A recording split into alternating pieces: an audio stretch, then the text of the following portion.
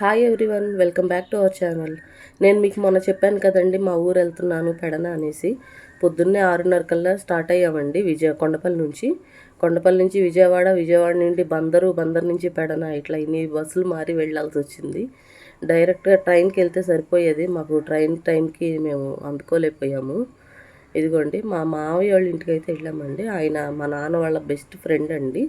మా నాన్నకి ఇద్దరు బెస్ట్ ఫ్రెండ్స్, అందులో ఈయన ఒకరనమాట. వాళ్ళు ఇంకా మగ్గాలు అయితే నేస్తున్నారు చూడండి.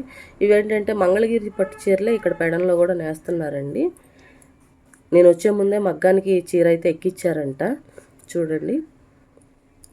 కొద్దిగా ఒక 2 ఇంచెస్ వరకు నేసి ఆపారు నేను వచ్చానని చెప్పేసి. బ్లాక్ కలర్ శారీ అండి ఇది. మీకు గ్రీన్ కలర్లో ఇంకొకటి నేసింది ఇచ్చింది మా అత్తయ్య, అది చూపిస్తాను. ఇదిగోండి, కొద్దిగా నేసి ఆపేశారు.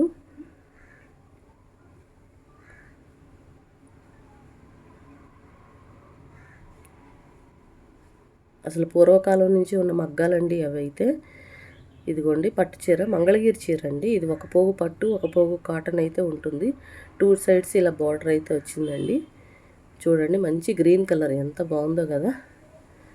సేమ్ మంగళగిరి చీరలు ఇక్కడ తయారు చేస్తున్నారంట. ఎందుకంటే మంగళగిరిలో మగ్గాలు తగ్గిపోయినాయండి, చుట్టుపక్కల నేస్తున్నారనమాట. ఇంకా అక్కడి నుంచి మేము జీడి మామిడి తోటకైతే వెళ్ళామండి. వాళ్ళ ఇంటి ముందే జీడి మామిడి తోట.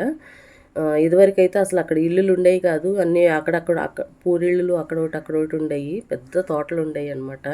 ఈ మధ్య అయితే అవి కూడా అన్ని చెట్లన్నీ పడేసేసి ఇల్లులు కట్టేశారు. అది కూడా ఒక పెద్ద కాలనీ లాగా అయిపోయిందండి. మా చిన్నప్పుడు ఈ చెట్ల కింద ఈ కాయలు కోసుకుంటూ ఆ చెట్ల కాడ ఆడుకుంటూ అలా ఎంజాయ్ చేసేవాళ్ళం. మా మావయ్య వాళ్ళ పిల్లలు, నేను. వాళ్ళకి 3 పిల్లలు అండి, 2 అమ్మాయిలు 1 అబ్బాయి. అమ్మాయిలు ఇద్దరు నాకు చాలా క్లోజ్ ఫ్రెండ్స్ అండి.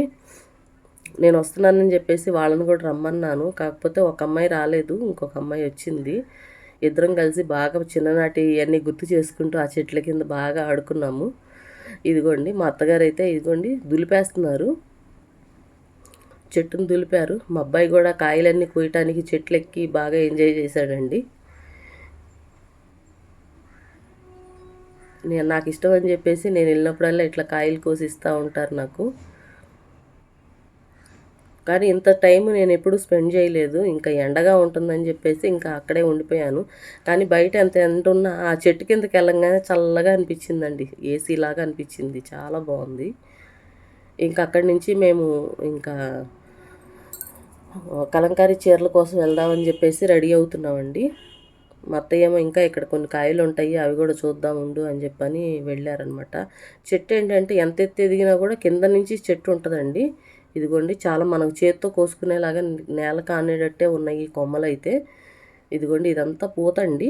మా అత్తయ్య అయితే లోపలికి వెళ్ళి ఇంకా ఉన్నాయేమో అని చూస్తున్నారు. మనకి జీడిపప్పు దీని నుండి తయారవుతుందండి. ఈ చెట్లంతా మొత్తం ఒకళ్ళే కాంట్రాక్ట్ కింద తీసుకుంటారంట, లీజ్కి తీసుకొని పప్పు అంతా వాళ్ళదేనంట. ఈ కాయ పైన వచ్చిన కాయ వరకు పడేస్తారంట, పప్పు వరకు వాళ్ళకి కావాలి, ఆ పప్పు వరకు తీసుకుంటారంట. చూడండి ఎంత పెద్ద చెట్టో. ఇవన్నీ మా చిన్నప్పటి నుండి ఉన్న చెట్లు అండి. ఈ సీజన్లోనే దొరుకుతాయి ఈ కాయలు అయితే.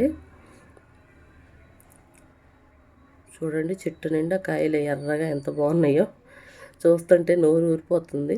ఇంకా మా మామయ్య అయితే వచ్చేసారు. వీళ్ళిద్దరూ వాళ్ళ మనవడు మనవరాలండి. చీరల కోసం వెళ్తానికి రెడీ అయిపోయాము. వెళ్దాం మామయ్య.